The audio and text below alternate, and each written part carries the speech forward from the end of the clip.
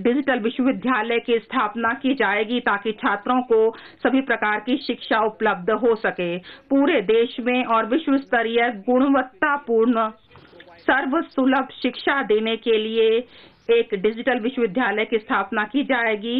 यह अलग अलग भारतीय भाषाओं में उपलब्ध होगी और आईटी फॉर्म्स में होगी और जो विश्वविद्यालय है वह हमारे नेटवर्क आधारित हब स्पोक मॉडल पर बनाया जाएगा, जिसमें हब भवन अत्याधुनिक आईसीटी विशेषज्ञता से युक्त होंगे। देश के सर्वश्रेष्ठ सार्वजनिक विश्वविद्यालय और संस्थान हब स्पोक के नेटवर्क के रूप में सहयोग करेंगे। जहां तक नेशनल डिजिटल हेल्थ इकोसिस्टम के लिए एक ओपन प्लेटफॉर्म चालू किया जाएगा। इसमें चिकित्सा कर्मियों एवं स्वास्थ्य सुविधाओं, अद्वितीय स्वास्थ्य पहचान, कंसेंट फ्रेमवर्क और सभी के लिए स्वास्थ्य सुविधाओं की उपलब्धता को डिजिटल रूप से दर्ज किया जाएगा। इस महामारी ने सभी आयु वर्ग के लोगों में मानसिक स्वास्थ्य की समस्या बढ़ा दी है। गुणवत्तापरक मानसिक स्वास्थ्य परामर्श एवं देखभाल सेवाओं तक बेहतर पहुंच को स्थापित करने के लिए एक नेशनल टेलीमेंटल हेल्थ प्रोग्राम शुरू किया जाएगा। इसमें 23 उत्कृष्ट टेलीमेंटल हेल्थ सेंटर्स का एक नेटवर्क होगा, जिसमें NIMHANS का एक नोडल सेंटर के रूप में काम करेगा और international institute for information technology Bangalore तकनीकी सहायता उपलब्ध कराएगा। नारी शक्ति को हमारे उज्जवल भविष्य के लिए एक अग्रदूत के रूप में महत्व दिए जाने की बात को स्वीकार करते हुए इस अमृत काल के दौरान हमारी सरकार ने महिला एवं बाल कल्याण विकास मंत्रालय की योजनाओं को पुनर्जीवित किया है। तदनुसार 3 योजनाएं यथा मिशन शक्ति, मिशन वात्सल्य, सक्षम आंगनवाड़ी और पोषण 2.0 को शुरू किया जाएगा, जिससे कि महिलाओं और बच्चों को समेकित लाभ मिल सके। सक्षम आंगनवाड़ियां नई जनरेशन की आंगनवाड़ियां हैं, जिनके तहत बेहतर बुनियादी सुविधा और श्रव्य व दृश्य सहायता मौजूद है और उनको स्वच्छ ऊर्जा से संपन्न भी किया जाएगा ताकि बच्चों के प्रारंभिक विकास में सहायता मिल सके। 2 लाख आंगनबाड़ियों को सक्षम आंगनबाड़ी के रूप में उन्नत किया जाएगा। हर घर नल से जल के अंतर्गत इस समय 8.7 करोड़ परिवारों को कवर किया गया है, जिसमें 2 वर्षों से नल का पानी उपलब्ध करवाया गया है 5.5 करोड़ परिवारों को। 60,000 करोड़ रुपए का आवंटन किया गया है ताकि 3.8 करोड़ परिवारों को कवर किया जा सके 2022-2023 के दौरान। 2022-23 में 80 लाख मकान बनाए जाएंगे जो PM आवास योजना के अभिज्ञात व पात्र लाभ अनुभोगी होंगे। यह शहरी और ग्रामीण दोनों क्षेत्रों में किया जाएगा। 48,000 करोड़ रुपए का आवंटन इस उद्देश्य के लिए किया गया है। केंद्र सरकार शहरी क्षेत्रों में मध्यम आय वर्ग और आर्थिक रूप से कमजोर वर्गों के लिए सस्ते मकान को बढ़ावा देने के उद्देश्य से और जो भी गरीब लोग हैं शहरी क्षेत्रों में रह रहे हैं उनके लिए भी हम काम करेंगे। हम वित्तीय क्षेत्र के विनियामकों के साथ मिलकर काम करेंगे जिससे कि पूंजी सुलभ हो सके और मध्यस्थता पर आने वाले खर्च में कमी की जा सके।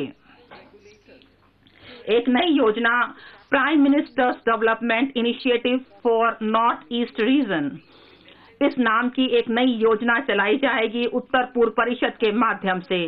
इसमें PM गति शक्ति की भावना के अनुरूप उत्तर पूर्व की जरूरत के अनुसार बुनियादी सुविधाओं और सामाजिक विकास की परियोजनाओं के लिए वित्त पोषण किया जाएगा।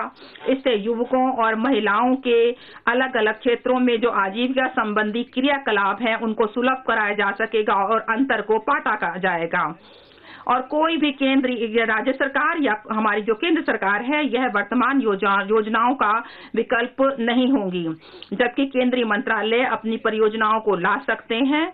1500 करोड़ रुपए का प्रारंभिक आवंटन किया जा रहा है। इन परियोजनाओं की प्रारंभिक सूची में अनुबंध 1 में, जो कि मेरे अभिभाषण में दी गई हैं।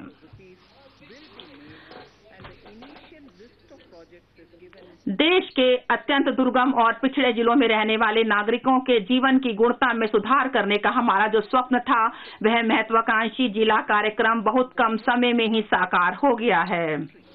95% जो 112 जिले हैं, उनमें में बहुत ज्यादा प्रगति हुई है 3 क्षेत्रों में: स्वास्थ्य, पोषण, वित्तीय स्थिति और आधारभूत अवसंरचना। उन्होंने यहाँ तक कि कुछ राज्यों को पीछे कर दिया है जहाँ तक इन सुविधाओं का संबंध है।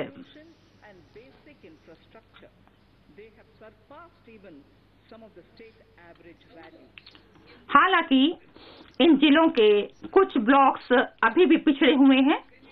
2022-23 में इस कार्यक्रम के अंतर्गत इन जिलों के ऐसे ही ब्लॉक्स पर ध्यान दिया जाएगा। सीमावर्ती गांव, जहां की जनसंख्या बहुत ही छिटपुट है, उनकी कनेक्टिविटी और बुनियादी सुविधाएं भी बहुत ही सीमित हैं। विकास के लाभ से जो वंचित रह गए हैं, उत्तरीय सीमा के ऐसे ही गांवों को इस नए वाइब्रेंट विलेजेस कार्यक्रम के अंतर्गत शामिल किया जाएगा। यहाँ के क्रियाकलापों में गांव की बुनियादी सुविधाओं, आवास, पर्यटन केंद्रों, सड़क संपर्क, विकेंद्रित नवीकरण ऊर्जा की व्यवस्था है। दूरदर्शन और शिक्षण चैनलों के लिए डायरेक्ट टू होम एक्सेस की व्यवस्था और आजीविका सृजन के लिए सहायता दी जाएगी। इन क्रियाकलापों के लिए अतिरिक्त धन उपलब्ध कराया जाएगा। वर्तमान योजनाओं को एक में मिला लिया जाएगा। हम उनके परिणामों की विवेचना करेंगे और उनको लगातार मॉनिटर भी करेंगे। 2022 में 100% 1.5 लाख डाकघरों में कोर बैंकिंग सिस्टम चालू हो जाएगा, जिससे फाइनेंशियल इंक्लूजन संभव होगा और नेट बैंकिंग के माध्यम से अपना खाता देखा जा सकेगा। यहाँ मोबाइल बैंकिंग होगी और एटीएम की सुविधा भी होगी और डाकघर के खाते से बैंक खाते के बीच बैंक का और पैसे का ऑनलाइन अंतरण भी हो जाएगा। इससे विशेष तौर पर ग्रामीण क्षेत्रों में रहने वाले किसानों और वरिष्ठ नागरिकों के लिए इंटर ऑपरेबिलिटी और फाइनेंशियल इंक्लूजन की सुविधा उपलब्ध होगी। माननीय अध्यक्ष महोदय, हाल ही के वर्षों में देश में डिजिटल बैंकिंग, डिजिटल पेमेंट्स और फिनटेक जैसे अभिनव कार्यों में तेजी से वृद्धि हुई है। सरकार इन क्षेत्रों को लगातार प्रोत्साहित कर रही है, जिससे कि डिजिटल बैंकिंग का लाभ यूजर जो देश के कोने कोने में फैले यूजर फ्रेंडली ढंग से लोगों तक पहुंचाया जा सके। इस लक्ष्य की ओर अग्रसर होते हुए और अपनी स्वतंत्रता का 75 वर्ष मनाते हुए यह प्रस्ताव किया जा रहा है कि 75 जिलों में 75 डिजिटल बैंकिंग यूनिट अनुसूचित वाणिज्यिक बैंकों के द्वारा स्थापित किए जाएंगे। डिजिटल पेमेंट इकोसिस्टम, जो कि पिछले बजट के लिए था, वह 2022-23 में भी जारी रहेगा और इससे हमें डिजिटल पेमेंट्स को और अधिक अपनाने के लिए प्रोत्साहित किया जा सकेगा। इसके तहत पेमेंट प्लेटफॉर्म के प्रयोग को बढ़ावा दिए जाने पर ध्यान दिया जाएगा, जो इकोनॉमिकल और यूजर फ्रेंडली होता है। महोदय, मैं अगली बात पर अब बढ़ती हूँ। हमने हाल ही के वर्षों में देखा है कि 25,000 से अधिक अनुपालनों को कम कर दिया गया है और 1,486 संघीय कानूनों को खत्म कर दिया गया है। हमारी सरकार की यह प्रतिबद्धता को दर्शाती है। Minimum government and maximum governance की यह सरकार की जो मजबूत प्रतिबद्धता है, उसको दर्शाती है। इसके तहत हमने काम किया है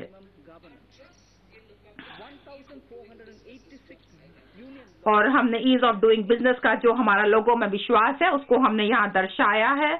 अब जो ईज ऑफ डूइंग बिजनेस है और 2.0 और ईज ऑफ लिविंग के दूसरे चरण को शुरू किया जाएगा। हम पूंजी की उत्पादक क्षमता और मानव संसाधन में सुधार लाने के लिए अपने प्रयास में राइट टू नो के स्थान पर राइट टू नो के सिद्धांत का और साथ ही साथ विश्वास आधारित शासन के सिद्धांतों का पालन करेंगे। और इसमें आईटी सेतुओं के माध्यम से केंद्र और राज्य स्तरीय व्यवस्था के संयोजन, नागरिक केंद्रित सुविधाओं के लिए सिंगल पॉइंट एक्सेस और मानवीकरण तथा पारस्परिक व्यापक अनुपालन के समापन में निर्धारित होगी, ताकि हम इन सभी सुविधाओं को ठीक किया जा सके और इसके लिए हम नागरिकों की ज्यादा से ज्यादा सहायता लेंगे। महोदय, एक सिंगल विंडो पोर्टल परिवेश जो कि सिंगल विंडो पोर्टल था, इसे 2018 में शुरू किया गया था। इससे अनुमोदन के लिए अपेक्षित समय में पर्याप्त कमी की जा सकी है। इस पोर्टल के दायरे को अब और बढ़ाने का हमने विचार किया है, जिससे कि आवेदक जानकारी प्राप्त कर सकें, इकाइयों की अवस्थिति के आधार पर विशेष प्रकार के अनुमोदनों के बारे में जानकारी दी जाएगी और 4 जो अप्रूवल होते हैं उसे एक फॉर्म के माध्यम से दिया जाएगा और centralised processing centre green CPC green के माध्यम से ट्रैकिंग की जा सकेगी। ई पासपोर्ट, जो ई पासपोर्ट जारी किए जाने लगेगा, जिसे एम्बेडेड चिप और भावी प्रौद्योगिकी का प्रयोग करके 2022-23 में किया जा सकेगा, जिससे नागरिकों को अपने विदेश की यात्रा करने में और अधिक सुविधा होगी। जब भारत 100 साल का हो जाएगा तो इसकी संभावना यही है कि हमारी आधी से अधिक जनसंख्या शहरी क्षेत्रों में निवास कर रही होगी। इस स्थिति के लिए तैयार होने के लिए एक सुव्यवस्थित शहरी विकास बहुत महत्वपूर्ण है।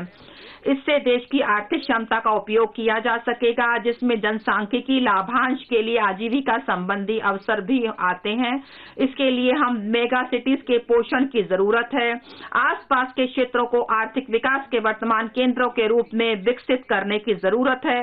दूसरी ओर हमें टायर 2 और टायर 3 शहरों में सुविधा प्रदान किए जाने की जरूरत है, जिससे कि भविष्य के लिए इनको एक बाह्य कवच के रूप में तैयार किया जा सके।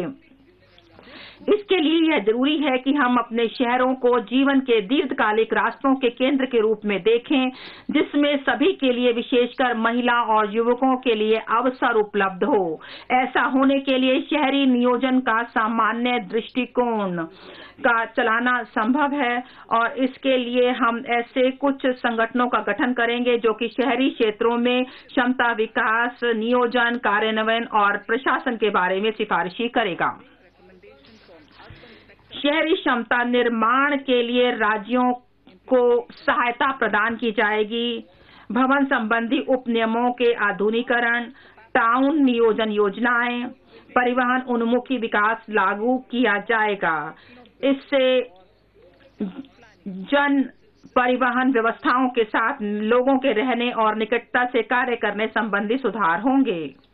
सार्वजनिक परिवहन परियोजनाओं और अमृत योजनाओं के लिए दी जाने वाली केंद्र सरकार की वित्तीय सहायता का लाभ टीओडी और टीपीएस के माध्यम से राज्यों को किया जाएगा। जहां तक भारत का विकास करने के लिए और शहरी नियोजन और डिजाइन में भारत विशिष्ट ज्ञान विकसित करने और इन क्षेत्रों में प्रमाणित प्रशिक्षण प्रदान करने के लिए विभिन्न क्षेत्रों में 5 मौजूदा शैक्षिक संस्थाओं को उत्कृष्टता केंद्रों के रूप में चिन्हित किया जाएगा। इन केंद्रों को प्रत्येक के लिए 250 करोड़ रुपए की दाय निधि प्रदान की जाएगी। इसके अतिरिक्त अखिल भारतीय तकनीकी शिक्षा परिषद पाठ्यक्रम गुणवत्ता सुधारने तथा अन्य संस्थाओं में शहरी नियोजन पाठ्यक्रमों की सुलभता के लिए अग्रणी की भूमिका निभाएगी। हम शहरी क्षेत्रों में सार्वजनिक परिवहन के उपयोग के रूपांतरण को बढ़ावा देंगे। इसे स्वच्छ तकनीकी और शासन समाधानों, विशेष शून्य जीवाश्म ईंधन नीति और ईवी वाहनों के साथ आवागमन जोन द्वारा संपूरित किया जाएगा। बैटरी अदला बदली नीति, बड़े पैमाने पर चार्जिंग स्टेशनों की स्थापना के लिए शहरी क्षेत्रों में स्थान की कमी पर विचार करते हुए एक बैटरी अदला बदली नीति लाई जाएगी तथा अंतर प्रचालनीय तैयार किए जाएंगे।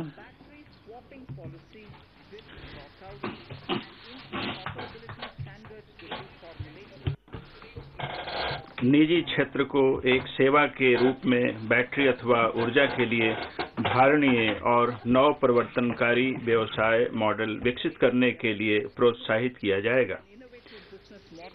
इससे ईवी पारितंत्र की प्रभावकारिता में सुधार होगा। भू संसाधनों का प्रभावी उपयोग एक सख्त अनिवार्यता है। राज्यों को अभिलेखों के आईटी आधारित प्रबंधन को सुकर और कारगर बनाने के लिए unique land parcel identification number अपनाने के लिए प्रोत्साहित किया जाएगा। अनुसूची 8 की भाषाओं में से किसी में भू अभिलेखों के लिप्यांतरण संबंधी सुविधा भी शुरू की जाएगी।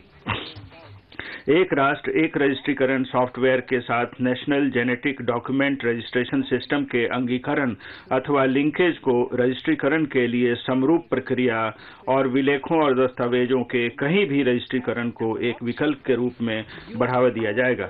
दिवाला और शोधन अक्षमता संहिता समाधान प्रक्रिया की प्रभावकारिता को बढ़ाने तथा सीमा पार दिवाला समाधान को सुकर बनाने के लिए इस संहिता में आवश्यक संशोधन किए जाएंगे। त्वरित कॉर्पोरेट समापन। नई कंपनियों के त्वरित रजिस्ट्रीकरण के लिए अनेक आईटी आधारित तंत्र स्थापित किए गए हैं। अब पुनर्विन्यास प्रक्रिया के साथ त्वरित कॉर्पोरेट समापन के लिए केंद्र इन कंपनियों के स्वैच्छिक परिसमापन को सरल और कारगर बनाने तथा गति देने के लिए मौजूदा 2 वर्ष के समय को 6 माह तक बढ़ाने के लिए स्थापित किया जाएगा। सरकारी खरीद। हाल ही में सरकारी नियमों को अमृतकाल की आवश्यकताओं के लिए आधुनिक बनाया गया है। नए नियमों को विभिन्न हितधारकों से प्राप्त इनपुटों से लाभ मिला है। आधुनिक बनाए गए नियम जटिल टेंडरों के मूल्यांकन में लागत के अलावा पारदर्शी गुणवत्ता मानदंडों के उपयोग को अनुमति देते हैं। चालू बिलों के 75% के भुगतान हेतु अनिवार्य रूप से 10 दिन के भीतर और समझौते के माध्यम से विवादों के निपटारे को प्रोत्साहित करने के लिए प्रावधान किए गए हैं। पारदर्शिता को बढ़ाने तथा भुगतानों में विलंब को कम करने एक अगले कदम के रूप में एक पूर्णतः कागज रहित एंड-टू-एंड ऑनलाइन ई-बिल सिस्टम को अपनी खरीदों के लिए सभी केंद्रीय मंत्रालयों द्वारा उपयोग के लिए शुरू किया जाएगा। यह सिस्टम आपूर्तिकर्ताओं और ठेकेदारों को अपने डिजिटल रूप से हस्ताक्षरित बिलों और दावों तथा कहीं से भी अपनी स्थिति का पता लगाने के लिए ऑनलाइन प्रस्तुत करने में सक्षम बनाया जाएगा। सप्लायरों और कार्य ठेकेदारों के लिए अप्रत्यक्ष लागत को कम करने के लिए बैंक गारंटी के लिए एक विकल्प के रूप में प्रतिभू बॉन्डों को सरकारी खरीदों में स्वीकार्य बनाएगा। व्यवसाय जैसे स्वर्ण आयात भी इसको उपयोगी पा सकेंगे। IRDAI ने बीमा कंपनियों द्वारा प्रतिभू बॉन्डों को जारी करने के लिए रूपरेखा बनाई है। ABGC प्रोत्साहन कार्यबल। एनिमेशन, विजुअल इफेक्ट्स, गेमिंग और कॉमिक्स सेक्टर युवाओं को रोजगार के लिए बड़ी संभावना प्रदान करता है। एक ABGC संवर्धन कार्यबल सभी हितधारकों के साथ इसे प्राप्त करने तथा हमारे बाजारों और वैश्विक मांग को पूरा करने के लिए घरेलू क्षमता निर्माण के लिए तौर तरीकों की सिफारिश करने के लिए स्थापित किया जाएगा। दूरसंचार क्षेत्र। सामान्य रूप से दूरसंचार और विशेष रूप से 5G प्रौद्योगिकी समृद्धि और रोजगार अवसर प्रदान करने में समर्थ बना सकते हैं। अपेक्षित स्पेक्ट्रम नीलामियों को निजी दूरसंचार प्रदाताओं द्वारा 2022-23 के भीतर 5G मोबाइल सेवाओं के आरंभ को सुकर बनाने के लिए 2022 में निष्पादित किया जाएगा। डिजाइन आधारित विनिर्माण के लिए एक योजना उत्पादन से जुड़ी प्रोत्साहन योजना के भाग के रूप में 5G के लिए एक मजबूत पारितंत्र बनाने के लिए लॉन्च की जाएगी। ग्रामीण और दूर दराज के क्षेत्रों में सस्ते ब्रॉडबैंड और मोबाइल सेवा प्रसार को सक्षम बनाने के लिए वैश्विक सेवा बाध्यता निधि के तहत वार्षिक संग्रह के 5% तक आवंटित की जाएगी। इससे प्रौद्योगिकियों और समाधानों के अनुसंधान और विकास तथा वाणिज्यीकरण को बढ़ावा मिलेगा। हमारा विजन यह है कि सभी ग्राम और उनके निवासियों को ई सेवाओं की समान पहुंच, संचार सुविधाएं और शहरी क्षेत्रों और उनके निवासियों के रूप में डिजिटल संसाधन प्राप्त होने चाहिए। दूर दराज के क्षेत्र सहित सभी ग्रामों में ऑप्टिकल फाइबर बिछाने के लिए संविदाएं वर्ष 2022-23 में पीपीपी के माध्यम से भारत नेट परियोजना के तहत ठेके दिए जाएंगे। इसके 2025 में पूरा हो जाने की संभावना है। ऑप्टिकल फाइबर के बेहतर तथा अधिक प्रभावी उपयोग को समर्थ बनाने के लिए उपाय किए जाएंगे। निर्यात संवर्धन will be taken to enable better and more efficient use of the optical fiber. Export promotion. विशेष आर्थिक जोन अधिनियम को एक नए विधान से प्रतिस्थापित किया जाएगा, जो राज्यों को उद्यमों और सर्विस हबों के विकास में भागीदार बनने के लिए समर्थ होंगे। इसमें उपलब्ध अवसंरचना को इष्टतम रूप से उपयोग करने तथा निर्यातों की प्रतिस्पर्धात्मकता को बढ़ाने के लिए सभी बड़े मौजूदा और नए औद्योगिक एन्क्लेव शामिल होंगे। रक्षा में आत्मनिर्भरता। हमारी सरकार निर्यातों को कम करने और सशस्त्र बलों के लिए उपकरणों में आत्मनिर्भरता को बढ़ावा देने के लिए प्रतिबद्ध है। पूंजीगत खरीद बजट के 2021-22 में 58% से बढ़ाकर वर्ष 2022-23 में घरेलू उद्योग के लिए 68% तक उत्कृष्ट किया जाएगा। रक्षा अनुसंधान और विकास कार्य उद्दृष्टि रक्षा अनुसंधान और विकास बजट के 25% के साथ उद्योगों, स्टार्टअप और शिक्षा जगत के लिए खोला जाएगा। निजी उद्योगों को एसपीवी मॉडल के माध्यम से डीआरडीओ और अन्य संगठनों के सहयोग से सैन्य प्लेटफॉर्म और उपकरणों के डिजाइन और विकास निष्पादित करने के लिए प्रोत्साहित किया जाएगा। एक स्वतंत्र नोडल अम्ब्रेला निकाय को व्यापक परीक्षण और प्रमाणन आवश्यकताओं को पूरा करने के लिए स्थापित किया जाएगा। उदीयमान अवसर, कृत्रिम सतर्कता, भू-स्थानिक तंत्र और ड्रोन, सेमीकंडक्टर और इसका पारितंत्र, अंतरिक्ष अर्थव्यवस्था, जेनोमिक्स, फार्मास्यूटिकल्स, ग्रीन एनर्जी और स्वच्छ आवागमन तंत्रों में बड़े पैमाने पर धारणीय विकास की सहायता करने तथा देश को आधुनिक बनाने की भारी संभावना है। ये युवाओं के लिए रोजगार अवसर प्रदान करते हैं तथा भारतीय उद्योग जगत को अधिक प्रभावी और प्रतिस्पर्धी बनाते हैं। सहायक नीतियां, सरल विनियमों, घरेलू क्षमताओं के निर्माण के लिए सुविधापरक कार्यों और अनुसंधान और विकास को बढ़ावा देने जैसे कार्यों से सरकार के दृष्टिकोण को दिशा निर्देशित किया जाएगा। इन उदीयमान अवसरों में अनुसंधान एवं विकास कार्य के लिए शिक्षा जगत, उद्योग और सार्वजनिक संस्थाओं के बीच सहयोग के प्रयासों के अलावा सरकारी अंशदान प्रदान किया जाएगा। ऊर्जा संक्रमण और जलवायु परक कार्य। जलवायु परिवर्तन के जोखिम सबसे बड़ी बाहरी नकारात्मकताएं हैं जो भारत तथा अन्य देशों को प्रभावित करती हैं।